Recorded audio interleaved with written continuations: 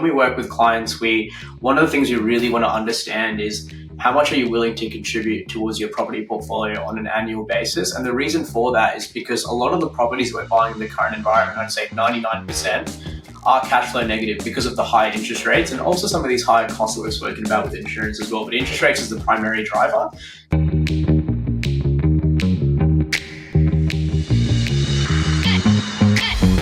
Hello and welcome. You're listening to Dashdot Insider, the auditory epicenter for passionate property investors seeking a life of freedom, choice, and abundance.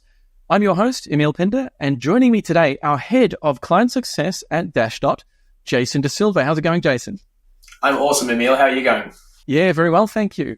Last week, we were privileged enough to have a long chat with Jason where we investigated 6 key factors that we feel are going to create upward pressure on the property market. We're going to see a lot of equity growth.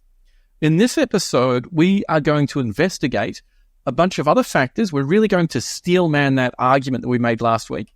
We're going to see if these other 3, 4, 5 factors that we've been looking at, a lot of people think that these are actually going to have a negative effect on the property market, right? A lot of people sort of worried about this, worried about that. We really want to investigate those, find out the truth, see if there may well be some negative impacts that we need to be thinking about and we need to be accounting for, we need to have contingencies for when people are getting into the property market. And we're probably going to find that a couple of beliefs, strongly held beliefs that people have around natural disasters and things like that and how they might affect the property market may not actually be true. So, Jason, ripping into it, the very first one of these that we have, the cost of living crisis that could well slow down the property market. What have we discovered on this topic? So what we're going to be looking at is the cost of living. So that just start with the definition. So that's defined as the amount of money needed to cover basic expenses such as food and housing in a specific location. So we've got a really interesting stat here. So in 2024, a family of 4's estimated monthly cost stands at $9,087 compared to $7,832 in 2022. So in 2024, the average cost needed for a family of 4 was about $9,000. And now we're seeing that compared to in 2022, where it was $7,832. So a pretty substantial increase just in basic expenses for a house to survive. That's gone up by more than $1,200. Out of $7,800, that's like an increase of about 18%, something like that, right? It's more than a sixth and less than a fifth. So it's probably around about 18%, something like that. Now that's 18%. That's an extra $1,200. That's after-tax income. Correct. That's $1,200 is after tax, and that is if you're making the $9,000 a month. If you to be clearing $9,000 a month, you're in that top tax bracket, right? So effectively, your salary needs to have gone up by maybe $2,000 a month, something like that, right? If you didn't get a raise of $20,000 over the course of the last 2 years, then you're really, really feeling the pinch. 100%. And this is looking at the current inflation rate as of December at 4.1. So that's an increase of 4.1 with inflation, but the increase in household expenditure is significantly more than that over the 2-year period. Okay, this is a very interesting topic. You know that this is one of my favorite things to dig into, and that is monetary expansion. I think I accidentally mention this on just about every episode that I participate in or host. So I've talked way too much about it already. We're not going to dig too far down into that same rabbit hole today, but I did do a little bit of a checking before we jumped on today. And the amount of money that was added to the system over the course of the last year, they say that there's an annual inflation rate of 4.1%. But if you look at how much money was actually added into the Australian economy, you have different levels of money, and they're categorized M0, M1, M2, M3, blah, blah, blah. And M0 is just cash that people have. And then M1 includes deposits in banks and a few other things. By the time you get to M3, that's all basically like pretty much all of the money. It's your big institutional investors. It's your financial products. It's everything. That's all of the money. When we look at the M3, how much that has gone up in the course of the last year, it's between $200 and $250 billion, right? It's about $20 billion per month. The total amount of M3 is about $3 trillion. So that means that the 20 billion over 3 trillion is about 0.2%. It's about 0.67% per month. Per year, that means that it's 8%, right? Because 12 times 2/3 is 8. So it's 8%. So they say 4.1%, but the amount that the monetary supply has expanded, so the amount that money has actually inflated, is 8%. So I don't know where, I mean, the calculation for the official current inflation rate is always a little bit, it's a little bit like the Australian Bureau of Statistics. They try to track various things, but it always feels like it's a little bit of an imprecise measure, and it doesn't reflect the true amount of money that's being added to the system, and the true amount of money being added to the system, that 8%, is much more useful for trying to understand how much cost of living is going to go up. Now, if it's just at 8% and it's produced somewhere between an 18 and a 20% increase in living costs for a family of 4, I can't see that changing over the course of the next year. I think we're still going to see that monetary expansion continue to happen. And so the cost of living crisis, I think, will continue. What are your thoughts on that? Yeah, for sure, right? Especially when we're looking at investors specifically, because investors are using money that's surplus. They're using savings, or they're using equity or capital they've generated and saved for a long period of time to invest. And when there's increased cost of living, it's going to affect their ability to do that, because more of that money is being used to just generally survive. And you just spoke about those increases nowhere near matching what the current wage increases are. So there is definitely a deficit there that's going to impact investors and their sentiment. There are still ways to move forward in that current environment, but looking at your savings and like your basic, that's one of the most basic hierarchy of needs. You look at Maslow's hierarchy of needs, safety and security. That's definitely going to outweigh any intention of investing if that's being challenged, right? So I think it's definitely going to impact investors' sentiment in terms of looking at whether they can still participate in the market. Because when we're looking at even the way that borrowing capacity is calculated, it's calculated looking at expenses, income minus expenses, and what's left over. If those expenses keep increasing, the surplus is going to be reduced, which could potentially impact investors' ability to borrow as well. Okay, so this is definitely a factor that we could see pull the market back just a little bit, or at least slow its growth. However, a counter-argument to that, what I'm thinking is if we're adding all of this additional money, if we're inflating the money supply by 8% per year, I can't see that changing. The government is going to continue to want more and more money pumped into the system, because normally that's done through banks, and then the banks can buy can buy bonds off the government. To give you an idea of how much money that is, right? Because talking about big numbers, 3 trillion, 20 billion, that sort of thing, that total amount of sort of $240 billion per year that is being added to the economy, all of the tax revenue that the Australian government gets each year is between $650 and $700 billion. And we're talking about adding $240 billion to the economy each year. So it's more than a third of all of the tax revenue. That's how much extra cash goes into the system. And it doesn't go into the system uniformly. Not all goods increase. Some things, like where that money goes, increase by more, and more of that money goes into the property market. So I sort of see two things happening. First, all of that money is making it more expensive for people to live. Prices are inflating, but salaries aren't going up as much. The second thing that's happening is it's pushing the property prices up as well. So getting in as soon as possible feels like it might be the smart move, because the properties are going to be moving and borrowing capacity is going to start going down. And we might well enter a phase where, if you're not getting into a property over the course of the next 12, 18, 24 months, it's going to get a lot harder. It's going to get way, way harder. Yeah, 100%, especially in the lower price point bracket. So we're seeing this in the property prices from sub 500,000, where the lower that you go from that 500,000, the harder the market heat is and amount of people looking to participate in the market. We had a property that one of our team were looking at for a client, and in the span of a few hours, the property had 34 offers on it. And it was a property in that sub $500,000 range. So because of the cost of living increases, it's affecting how much someone can borrow, which means they can only borrow potentially, it depends on that everyone's different, but they can definitely borrow less than they were able to maybe a few years ago. And as a result, they're trying to participate in this lower price bracket, which is where everyone is, because the cost of living crisis is affecting most people. It's creating a significant uptick in demand for those lower priced assets, which is creating a bit of a bit of a reverse effect in terms of property prices as well. Okay, so we're seeing property prices across the board going up. We're also seeing it harder for people to purchase those properties. So at some point, we would expect the property increases or the rate of growth to start slowing down to some degree. Yeah, because it's quite an unsustainable moment at the moment.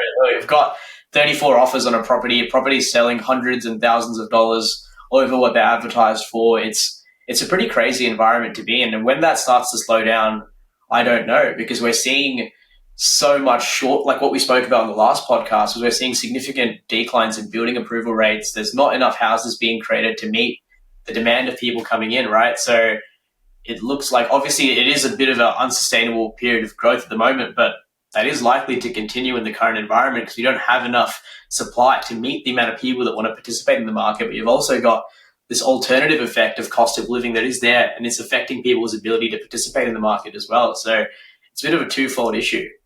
And importantly as well, people who are already property investors, they're seeing their properties continue to go up and up and up. And they're thinking, well, I've got all of this equity sitting in that property now.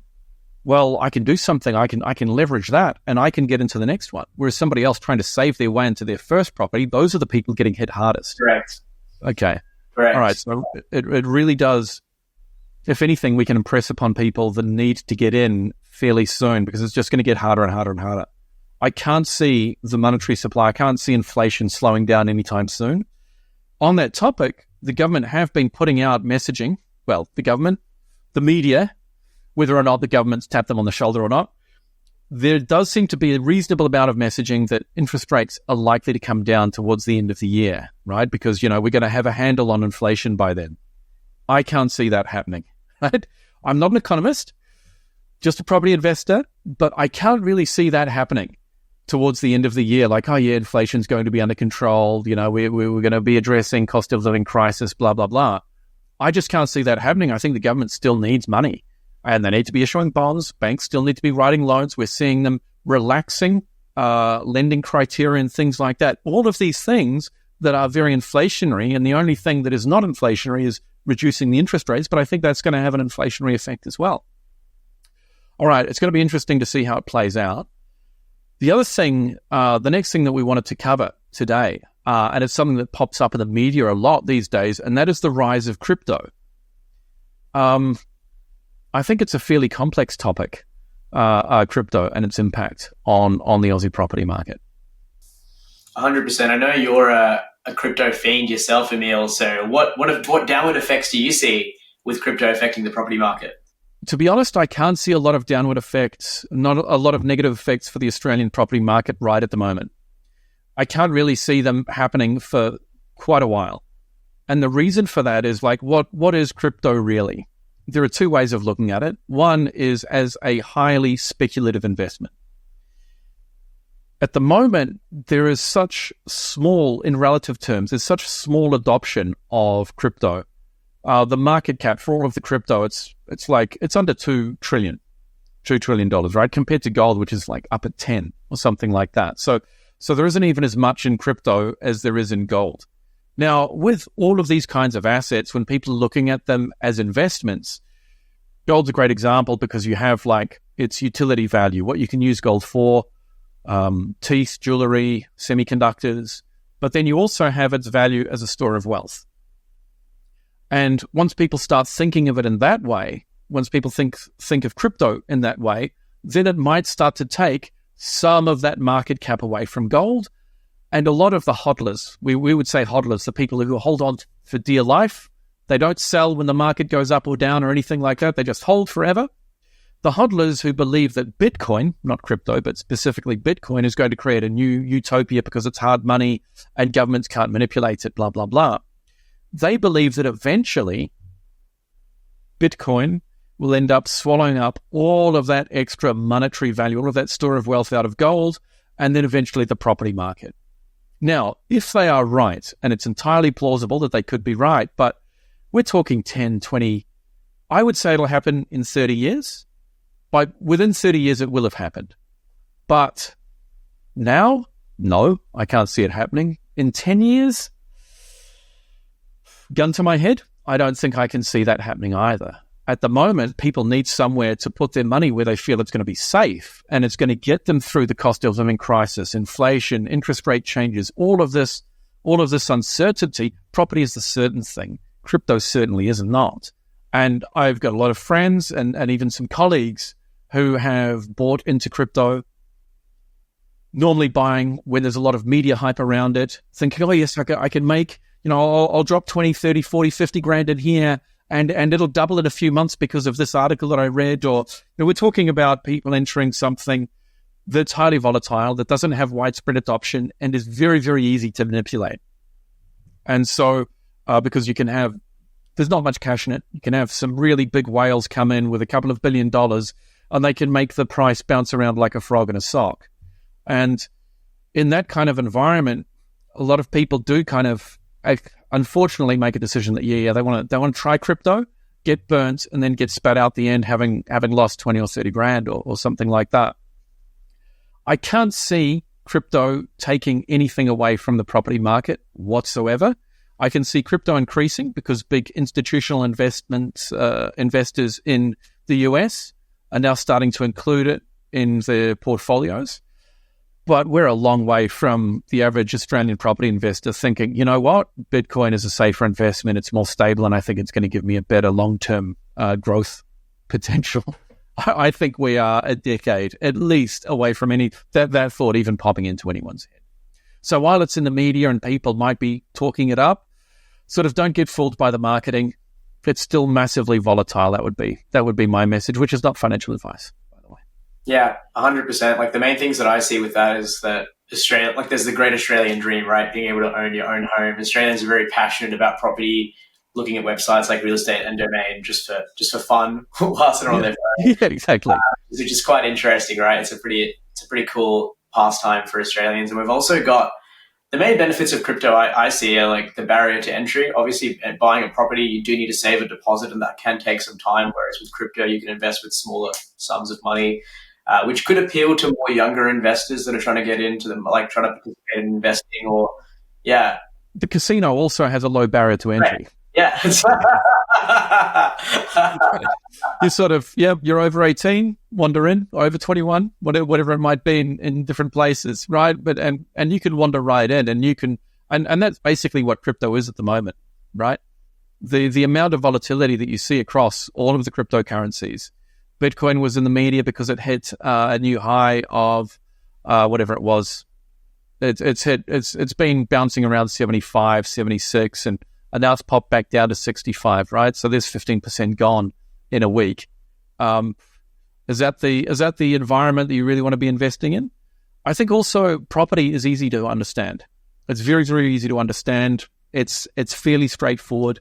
There's a little bit of fear because it's a high ticket item, and so it can be the most expensive thing that people buy in their lives, but there's so much security around it. There are so many regulations in place to keep the property market solid. It's really, really good for property investors. With crypto, you don't have anything like that. You've got the low barrier to entry. Trying to understand crypto, we're a very, very long way away. Just from the little switch of people thinking of Bitcoin as a currency instead of an asset. We're an incredibly long way away from that. So yeah, I would say crypto basically irrelevant. The next thing then, if we've knocked crypto over, the next thing to have a look at, I think, natural disasters. A lot of people have strong views on natural disasters that aren't necessarily based in fact or based in data. What's your sort of take on how a natural disaster can affect property prices and the property market overall? Yeah, it's a good question. So we've got some interesting stats to go through. We can also go through some like common misconceptions or understandings as well. So with natural disasters, we're talking about things like floods, bushfires, etc. They can create some interesting challenges within the property market. So from a insurance perspective, when those events occur, it can drive insurance premiums up in the area. It can also create insurance embargoes, where companies won't issue new policies for properties in those areas. We've seen that come through more recently for us in Cairns a few months ago, where we were buying in two suburbs that weren't affected by any floods, but because there were floods in the general Cairns area and storms, there was an insurance embargo put in place where a lot of the new insurance companies wouldn't provide policies to anyone. And when you need an insurance certificate of currency to settle a property, it can create a challenging environment there. And it can also create consumer sentiment risks as well, because clients are potentially looking at these assets and looking at these areas to invest in, but they've been affected by all these natural disasters. So it can create a consumer sentiment challenge for sure. I think that's the main issue primarily. What are your thoughts on that? Well, to be clear, we didn't end up putting somebody into properties that we're okay, good. Just make sure everything is... Definitely not. Okay, good. Well, yeah, I think my feeling on that is in places where there might be insurance embargoes, obviously, you don't want to be buying there. In other areas that might be more prone to natural disasters, you may well be seeing higher insurance costs, right? Because the actuaries working in the insurance companies, they need to be calculating things so that the insurance company isn't going to make a loss. And also it's worthwhile for the individual to get the insurance so that they feel protected, right? So fairly sensible kind of insurance environment. And so some locations in Australia are going to have higher costs, but at the same time, those higher costs normally run hand in hand with higher rental rates. And so normally, as with most things when it comes to property investing, when there are additional costs or sort of spanners get thrown in the works, it's very, very rarely the landlord who ends up bearing the brunt of it, right? Who ends up wearing the cost. It's normally the tenant. Like if the government were to come out tomorrow and say, all right, well, we need to, we've got a problem with too many landlords, not enough owner occupiers. We're now going to introduce a new tax to landlords.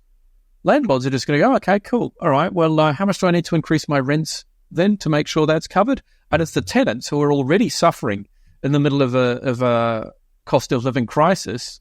They're the ones that are going to suffer from it, right? They're the ones that are going to be like, oh, okay.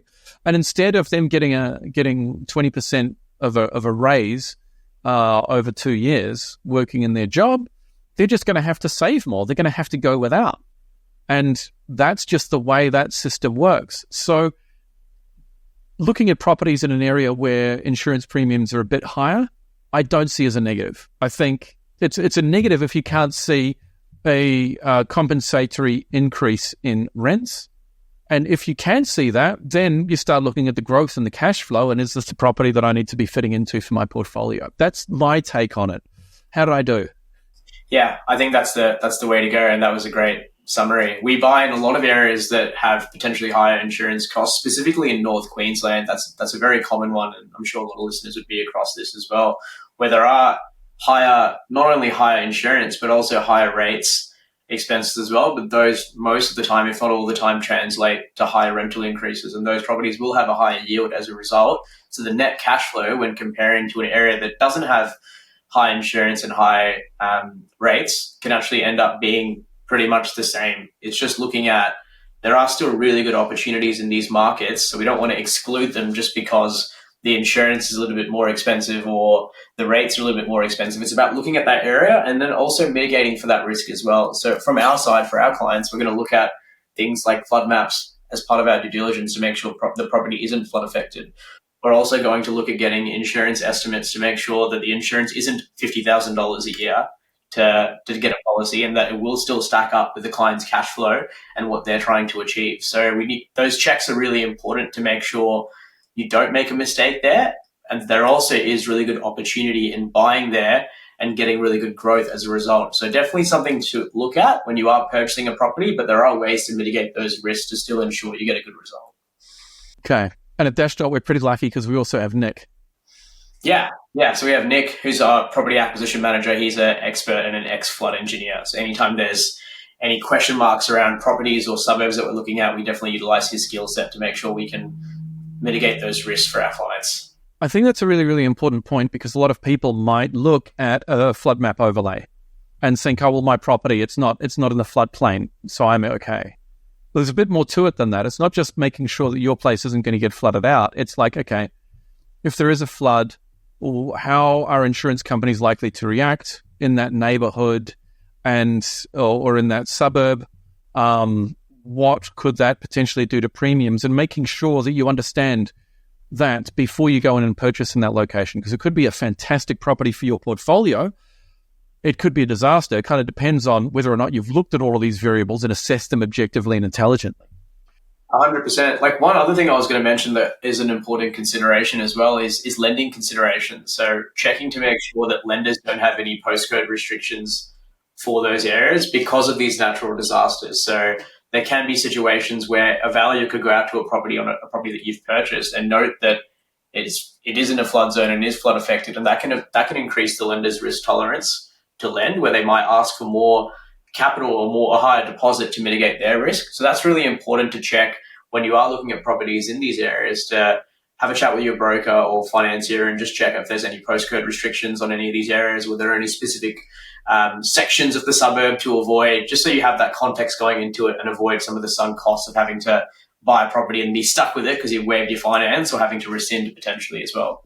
That really is useful, having a good team that can do all of that for you, because I know, especially when I was investing, when I was living in Australia and investing more actively, being able to do that level of detailed research in a suburb that you might not be intimately familiar with, it's difficult. It's not easy. It's not easy to get all of that info and to be doing it over dozens of properties to make sure you get something that's really going to fit for you. In terms of insurance, since natural disasters are pretty much tied inextricably to insurance so that you can protect your asset, right?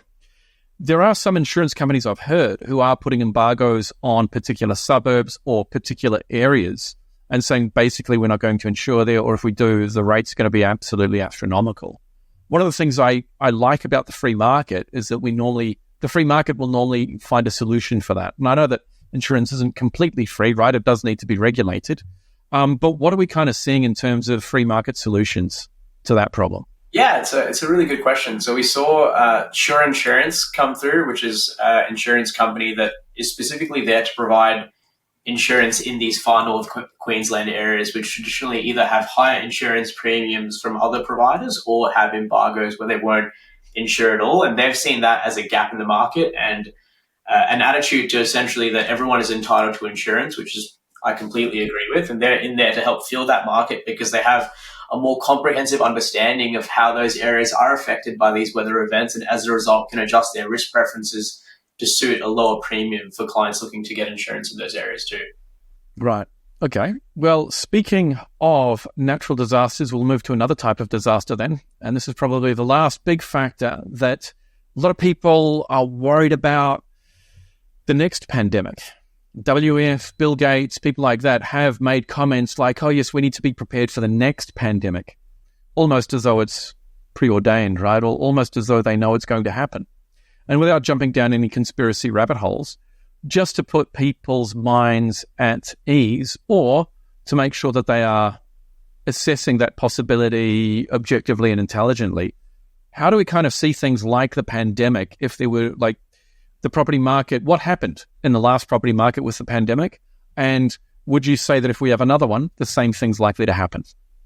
Yeah, it's a really good question. And the main thing with the pandemic that I feel is consumer sentiment. So it does restrict people's willingness and ability to invest in the market because there's potentially fear, because this is obviously with the COVID pandemic, that was the first time that it happened for a while, and there was lockdowns and shutdowns and there were business closures and governments printing money. It looked like a recipe for disaster on the property front, but we actually saw significant growth in a lot of the areas that we bought for clients and in the property market as a whole, quite generally. So an interesting example is we had one of our clients purchase a property pretty much as the pandemic was starting, and they sold it in the last 6 months. And over that period, they made about a $200,000 gain by participating in a time where it was perceived that there was higher risk and there was lack of consumer sentiment because of the COVID pandemic, but they've actually been able to create a really favorable property result by actually taking action during that period, which is quite cool. That story probably highlights the importance of not letting fear create indecision, because fear often does lead to indecision. People don't know what to do, and so you kind of make the default decision not to do anything. Let's just sit and wait for a little bit longer, and sort of, you wait. The property goes up, the property market goes up, and a lot of people can get left behind.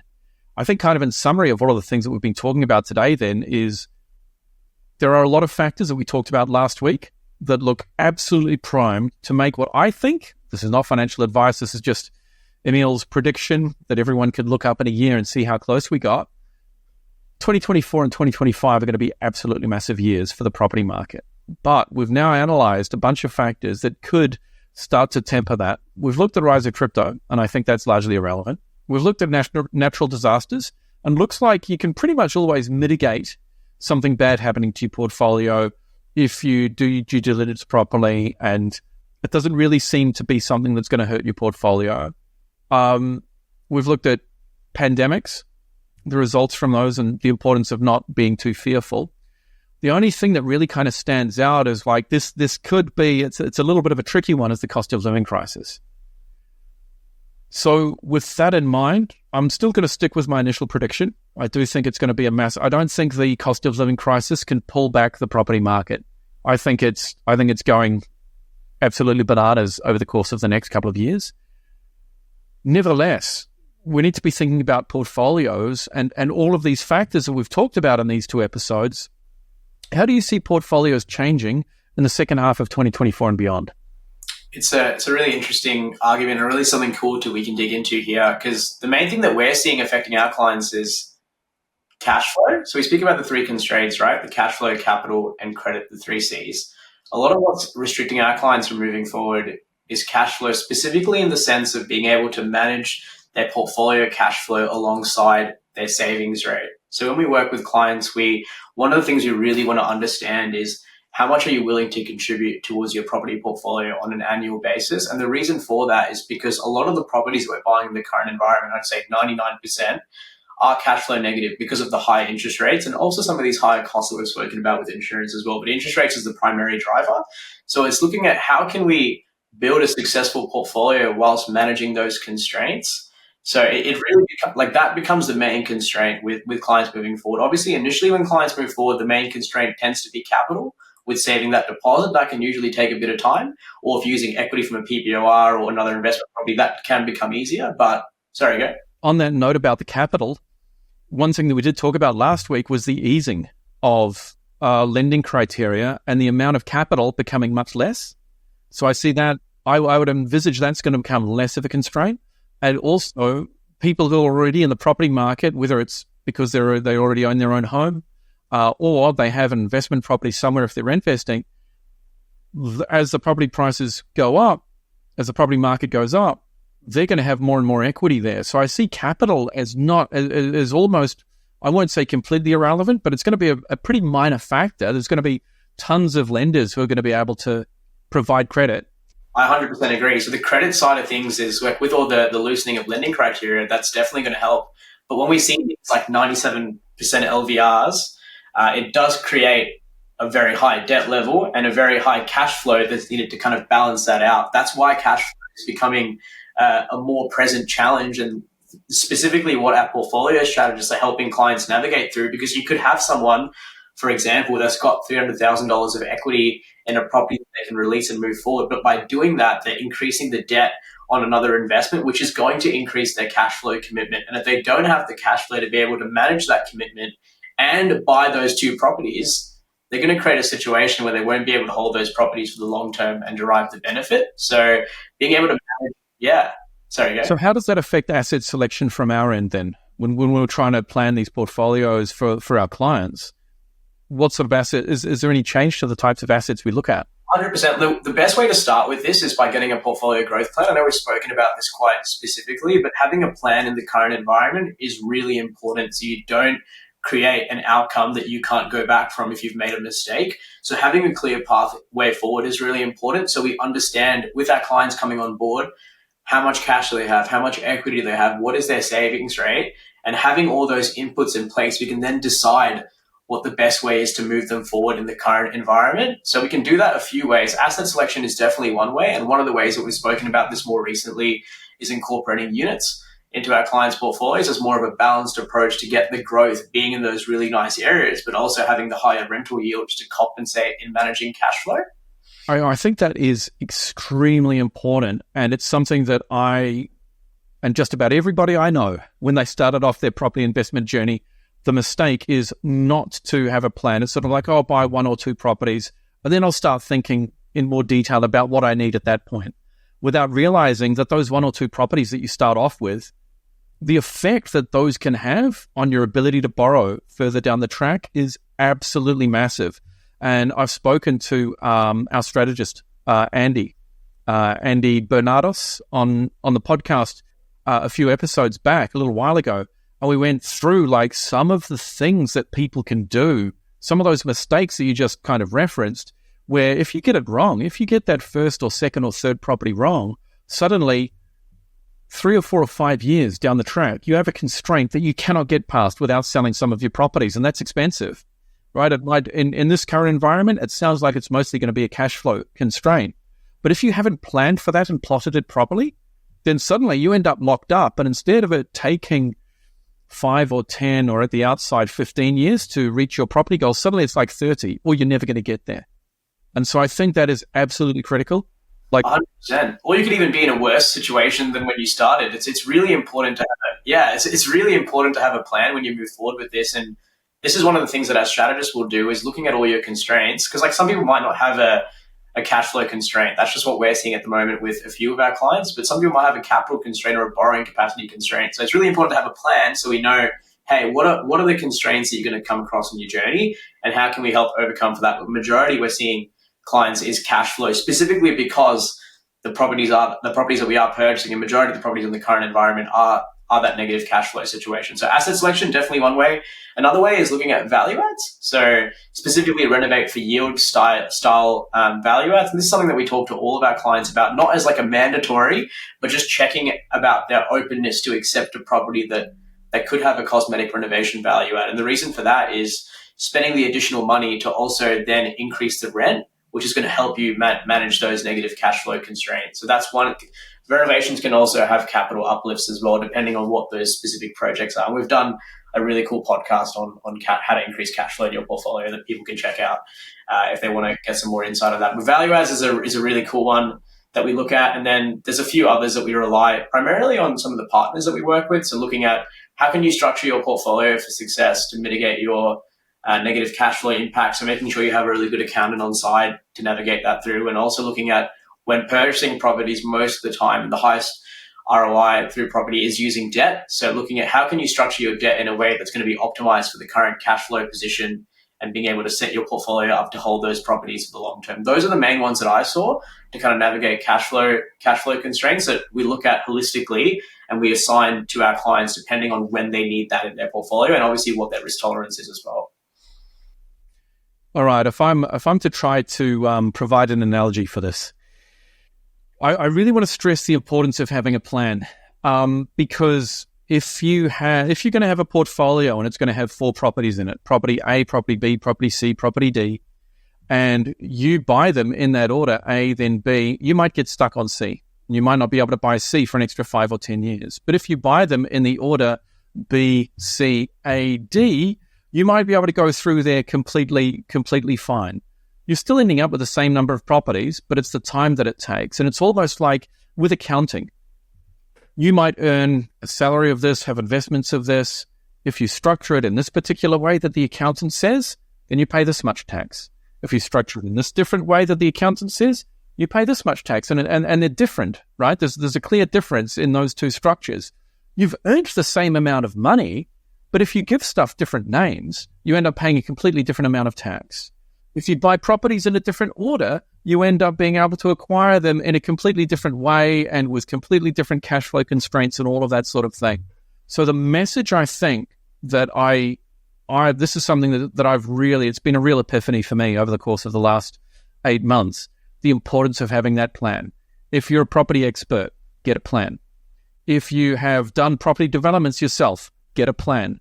If you've been studying every property in your neighborhood or a specific suburb, just get a plan. Whatever you do, get a plan. Maybe from us, we're pretty good at it. We do very, very in-depth portfolio growth plans, but You can talk to a mortgage broker, you can talk to accountants, you can talk to a lot of different people, but get a plan. If you don't have a plan, you're like one of those people who's trying to do rock climbing and they haven't actually plotted the route. They're just sitting at the bottom. They're going, oh, which ones are we doing? Oh, we're doing the yellow ones. All right. And they just grab the first yellow one and they get about halfway up the wall and then they're stuck and they're thinking, oh, well, that foot's in the wrong place and that hand's not going anywhere. So I guess I have to crawl all the way back to the bottom. And what you don't want to be doing when it's your property portfolio is crawling all the way back to the bottom. Another key topic that I want to ask you about is all of these factors that we're talking about in this podcast and the one last week. That's affecting people's portfolios. It's affecting people's property, their portfolio growth plans as well. It's affecting a lot of different things. How does rent vesting, something we've talked about a lot on this podcast, but not yet in this episode, how is rent vesting sort of coming into the picture? Yeah, rent vesting is a really cool concept, and I heard your podcast with Callum, by the way. I thought that was bloody awesome. Looking at how rent vesting can help from a borrowing front, but it can actually help resolve a lot of these constraints. Looking at cash flow, capital, and credit. So from a cash flow perspective, renting traditionally you'll be paying less money than owning your own home. So you will have a larger surplus of cash that you can put towards your portfolio. Traditionally as well, I read a really interesting stat is when you rent vest, you can actually rent something 3 times better than what you can afford to buy, assuming the same amount of rent. So even from a lifestyle perspective, you end up likely in a better position in a house that you probably like a little bit more than if you owned it.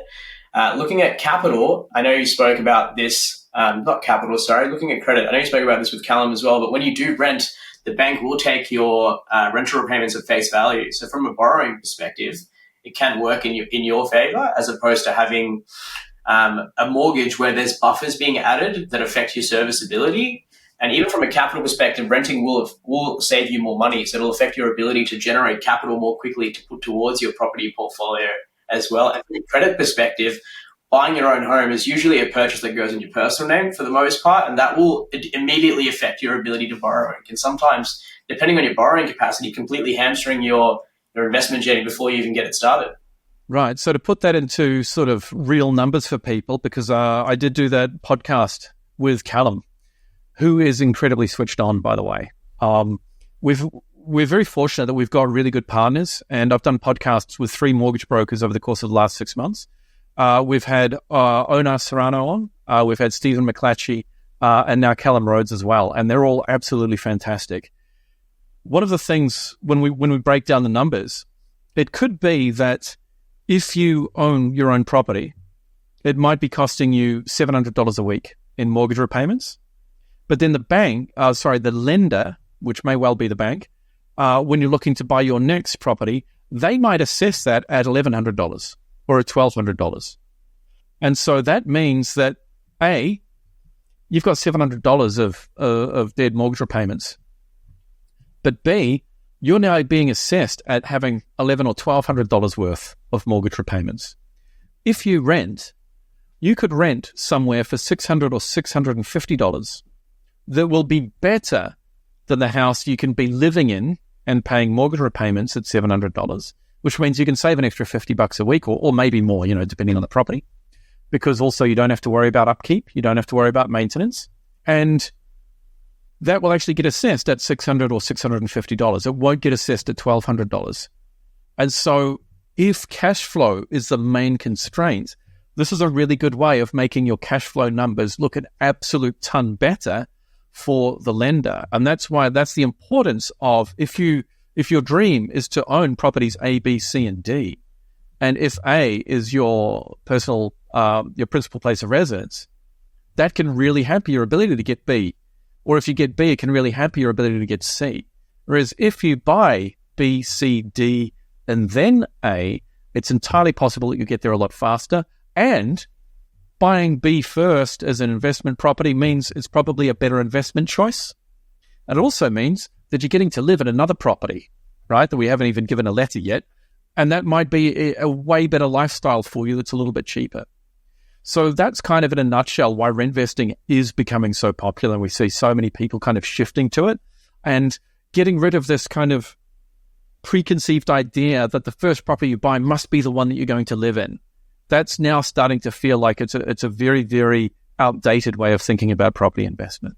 Yeah, we're even seeing, like, just on this as well, like housing obviously is the biggest expense that most people will have. So being able to mitigate that through rent investing will be useful for your investment journey. But we're also seeing more people living at home longer, which is meaning their living expenses are virtually zero. And from a lending perspective, a lot of banks will take like a notional rent. It's like $650 for living expenses if you live at home. But now I just read an interesting article today, actually, where there is a bank that won't even include the $650 in your servicing. So if you live at home, you can literally have zero living expense. Obviously, you're paying $0 living expense if your parents are happy with that, obviously. You're mitigating your constraints. And also, there are some lenders that are not looking at the $650 that gets included. So your borrowing capacity, again, gets supercharged by additional $650 a month. So there's a lot of benefits in looking at creative ways to reduce your living expenses to help you scale your portfolio. There's a really good synergy there.